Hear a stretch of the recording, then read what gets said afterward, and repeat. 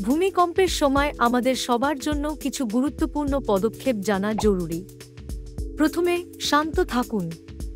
আতঙ্কিত না হয়ে স্থির থাকতে হবে। যদি ঘরের ভেতরে থাকেন, টেবিল বা শক্ত আসবাবের নিচে আশ্রয় নিন। বাইরের দিকে গেলে খোলা স্থানে চলে যান, গাছ বা ভবন থেকে দূরে। মাথা এবং ঘাড় হাত দিয়ে ঢেকে রাখুন নিরাপত্তার জন্য। লিফট ব্যবহার করবেন না, সিঁড়ি দিয়ে বের হওয়া নিরাপদ। এখন ভূমিকম্পের পরের পরিস্থিতি। আফটারশক আসতে পারে, তাই প্রস্তুত থাকুন। আশেপাশের মানুষজনের নিরাপত্তা নিশ্চিত করুন, আহতদের প্রাথমিক চিকিৎসা দিন। নিরাপদ স্থানে থাকুন, উঁচু এলাকা বা ভবন থেকে দূরে যান। গ্যাস, বিদ্যুৎ, পানি সংযোগ বন্ধ রাখুন যদি কোন সমস্যা দেখা দেয়। সব সময় সরকারি নির্দেশনা শুনুন রেডিও বা মোবাইলের মাধ্যমে। নিরাপদ থাকুন, সচেতন থাকুন।